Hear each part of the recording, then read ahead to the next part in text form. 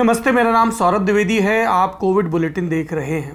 पिछले कुछ दिनों से, बल्कि एक हफ्ते से कोविड बुलेटिन नहीं आ रहा था। हालांकि कोरोना की कवरेज लल्लन टॉप पर लगातार जारी थी। न आने की वजह ये थी कि हमारे प्रोडक्शन के और दूसरी टीमों के कुछ साथी अस्वस्थ थे, लेकिन आप लोगों की दुआओं के चलते अब वो स्वस्थ हो रहे हैं धीमे धीमे, और इसलिए हम अपने पुराने कार्यक्रम शुरू कर रहे हैं। ये वीडियो देखिए, इसके बाद आगे की बात करेंगे। तस्वीरों में ऑक्सीजन के दर्जनों सिलेंडर कचरे के ढेर में पड़े दिखाई दे रहे हैं। मामला बिहार की राजधानी पटना के गर्दनी बाग अस्पताल का है। यहाँ के सिविल सर्जन ऑफिस के पास कूड़े के ढेर में करीब 3 दर्जन ऑक्सीजन के सिलेंडर पड़े मिले। जब लापरवाही की ये तस्वीरें अखबारों में छपी तो पटना के डीएम चंद्रशेखर सिंह जागे, मामले की जांच के लिए पहुंचे और इन ऑक्सीजन के सिलेंडरों को वहां से हटवाया। जब डीएम से इस मामले में सवाल पूछा गया तो उनका ये जवाब था। ऑक्सीजन सिलेंडर हम लोगों के पास बहुत है। ऑक्सीजन सिलेंडर का इशू नहीं है, मेन इशू है कि उसमें ऑक्सीजन भरने का, ऑक्सीजन की रिफिलिंग का। सुना आपने पटना के डीएम चंद्रशेखर सिंह क्या बोल रहे हैं। तो अगली दफा राजधानी में बिहार की जब किसी को ऑक्सीजन की जरूरत हो तो डीएम के इन बोल से काम चला सकते हैं। अगर मान भी लिया कि उनका दावा सत्य है तो क्या इसका मतलब ये है कि ऑक्सीजन सिलेंडर इतने ज़्यादा हैं कि कूड़े के ढेर में फेंक दिए जाएं? उनके दावे अपनी जगह हैं। बिहार की स्वास्थ्य व्यवस्था की पोल खोलती एक और तस्वीर है जो आपके सामने है। ये वीडियो बिहार के सुपौल का है। यहाँ एक कोरोना के मरीज को जीते जी अस्पताल में न तो ऑक्सीजन मिली न एम्बुलेंस, लेकिन मरीज की मौत के बाद शव को ऑक्सीजन लगाकर सड़क पर छोड़ दिया गया। मृतक के परिजनों का आरोप है कि अस्पताल से रेफर करने के बाद एम्बुलेंस का इंतजार करते मरीज ने ऑक्सीजन की कमी से दम तोड़ा, जिसके बाद अस्पताल के स्टाफ ने अपनी गलती पर पर्दा डालने के लिए ये ऑक्सीजन लगाई। फिलहाल इस मामले में प्रशासन ने जांच के आदेश दिए हैं। ये अजब गजब है। एक तरफ सिलेंडर कूड़े में पड़े हैं, दूसरी तरफ आदमी की मौत के बाद ऑक्सीजन दी जा रही है। अब ग्राउंड रिपोर्ट्स की बात करते हैं। शुरुआत यूपी के कानपुर के एक गाँव से करेंगे। इसका नाम है जहांगीराबाद। इस गांव में पिछले 20-22 दिनों में 25 से ज़्यादा लोगों की मौत हुई।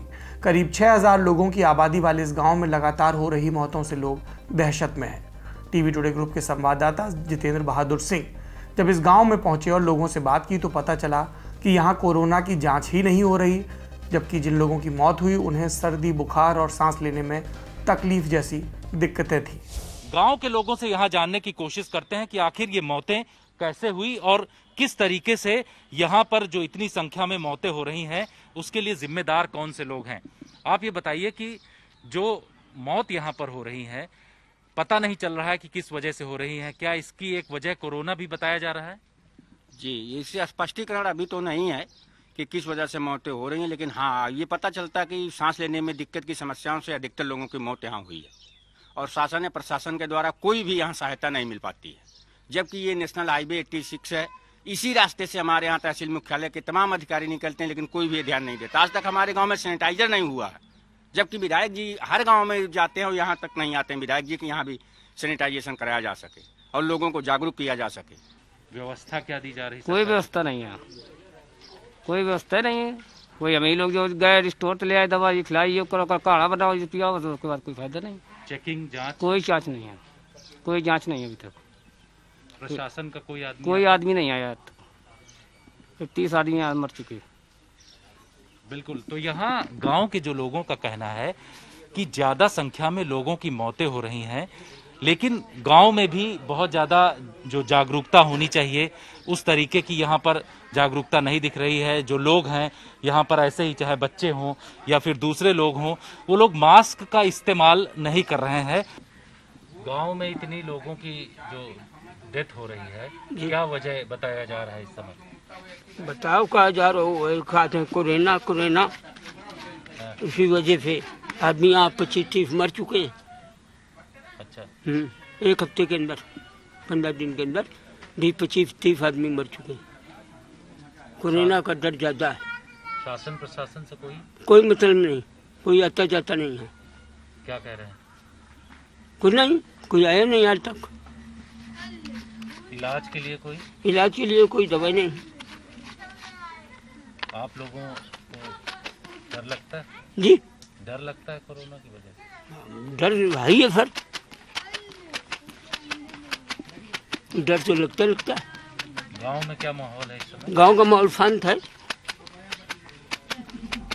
गांव वालों की बात सुनकर संवाददाता यहां के सामुदायिक स्वास्थ्य केंद्र पहुंचे। यहां उन्होंने जो तस्वीरें देखी वो प्रशासन का गैर जिम्मेदाराना रवैया दिखाने के लिए काफी हैं। आप भी देखिए।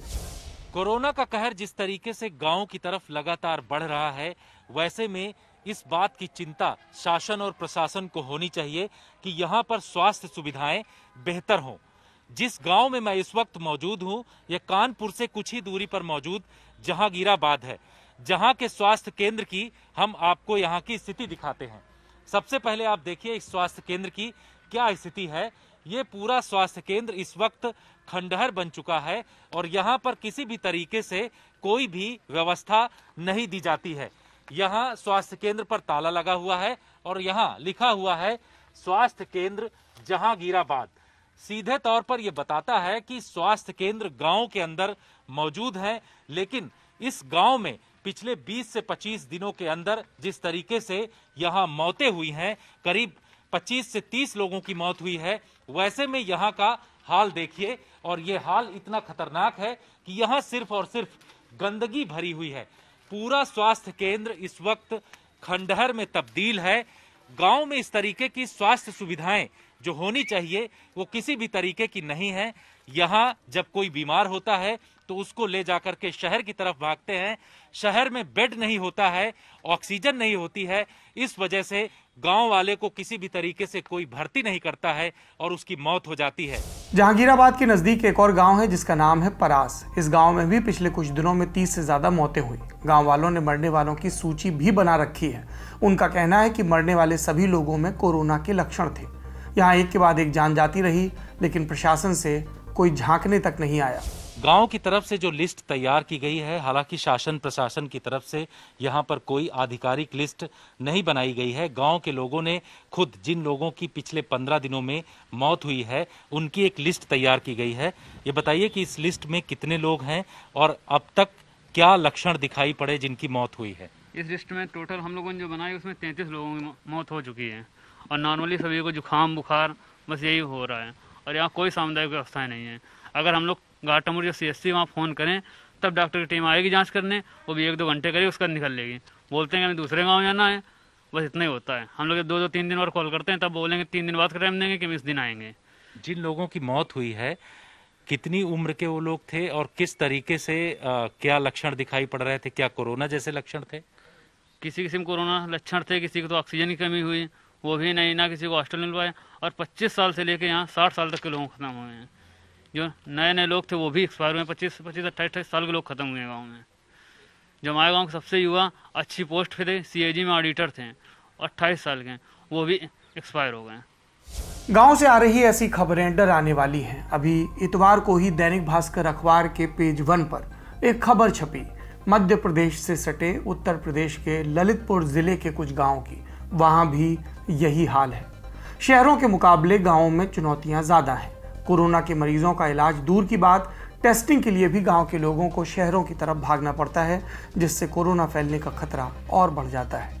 ग्राउंड रिपोर्ट में अब बात करेंगे मध्य प्रदेश के रतलाम शहर की, लेकिन पहले राज्य के चिकित्सा शिक्षा मंत्री विश्वास सारंग का ये बयान सुनिए। अलग अलग स्तर पर मध्य प्रदेश में हम कोरोना की रोकथाम के लिए काम कर रहे हैं और तीसरी वेव की भी तैयारी हम पूरी तरह से कर रहे हैं। यदि तीसरी वेव आती है तो हमारे बिस्तर बढ़ सके और खासकर ICU और पीडियाट्रिक ICU PICU भी मध्य प्रदेश में बढ़ सके, इसकी हम व्यवस्था कर रहे हैं। तो मंत्री जी कोरोना की तीसरी वेव से निपटने की तैयारी का दावा कर रहे हैं, लेकिन रतलाम शहर के मेडिकल कॉलेज का हाल ये है कि अस्पताल आ रहे कोविड सस्पेक्ट को बेड भी नहीं मिल रहा। संक्रमण का खतरा होने के बावजूद कोरोना के संदिग्ध मरीजों का अस्पताल के बाहर बेड डालकर इलाज किया जा रहा है। टीवी टुडे ग्रुप के संवाददाता विजय मीना ने मरीजों के परिजनों से बात की। देखिए ये रिपोर्ट। उनका ऑक्सीजन लेवल कम पड़ गया था सर, 72 रह गया था। तो मेडिकल कॉलेज में लेके आए, क्या बोला डॉक्टरों ने? बोला तो कुछ नहीं सर, ऑक्सीजन लगा के बस। अंदर नहीं लिया आपको अभी तक? जी सर, अंदर नहीं लिया अभी तक। वही तो सर मैं 2-3 बार कह चुका हूँ उनको कि सर अंदर लीजिए इनको, तो कोई सुनवाई नहीं हो रही सर। आप कितने घंटे हो गए यहाँ बाहर पलंग पे? 4-5 घंटे हो गए सर, 1 बजे का आए हुए सर। आधा घंटा। बेड मिला आपको? अभी नहीं, अभी जस्ट दिया है बाहर। कहाँ पर दिया? दे दिया बाहर लॉबी में। तो क्या प्रॉब्लम क्या आपके हस्बैंड? ऑक्सीजन लेवल कम है। बाहर ऑक्सीजन वगैरह लगाया? अभी नहीं लगाया है। क्या कह रहे हैं डॉक्टर? थोड़ी देर में आके चेक करेंगे। अभी किसी डॉक्टर ने नहीं देखा है। तो यहाँ अंदर बेड नहीं दे रहे हैं? अभी बेड खाली नहीं है, ऐसा बोल रहे हैं। तबीयत कैसी है आपकी? सांस लेने में तकलीफ हो रही है। कोरोना बुलेटिन में अब बात कर्नाटक की राजधानी बेंगलुरु की। यहाँ पर नकली हैंड सैनिटाइजर बेचने वाले बड़े रैकेट का पता चला है। शहर में इन नकली सैनिटाइजर्स के डब्बों को 500 रुपए से लेकर 2500 रुपए तक धड़ल्ले से बेचा जा रहा था। मामले की तह तक जाने के लिए संवाददाता नबीला मौके पर पहुंची। देखिए ये रिपोर्ट। ये जो मार्केट में अब फेक तरीके का mask, fake oxygen concentrators, fake oximeters, बहुत सारे फेक चीजें जो आ रही है, इसी सिलसिले में हम यहाँ पर आए हैं। यहाँ पर फेक सैनिटाइजर बरामद हुई है। ये हम बेंगलोर में हैं। यहाँ पर ये सैनिटाइजर जो है प्रॉपर ब्रांड की तरह बेचा जा रहा है। बहुत बड़ी मार्केटिंग हो रही है इसकी और बहुत ही ज्यादा प्राइस में, देखो 2500 के प्राइस पे बिक रहा है। और इनका ये जो कंसाइनमेंट पकड़ा गया है, थोड़ा खोल के बता सकते हैं? हाँ, तो थोड़ा हाथ में डाल दो। ये देखो इतना पतला है और बहुत ही बुरी बू आ रही है इसमें, मतलब माउथ वॉश की तरह। और इसकी बड़ी फैक्ट्री भी है मैसूर रोड में, तो ऐसे बेचा जा रहा है बहुत ज्यादा प्राइस में। युवराज, ये कैसे पता चला कि ये फेक है और कैसे बिक रही है? देखिए, कल मेरा दोस्त एक आदमी ने ऑनलाइन में ये ऑर्डर किया था। 10,000 देके गूगल पे करके ऑर्डर किया था। तो उनको ये 20 pieces 20 pieces of this sanitiser has been given to him. और उसको पता चला ये फेक है।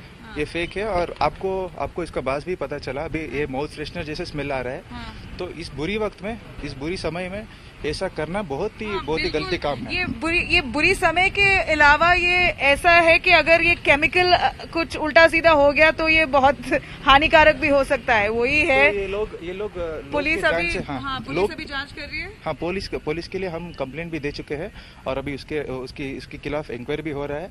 और इस संदर्भ में इस टाइम पे ऐसा काम करना बहुत ही गलत बात है। बहुत ही गलत बात है।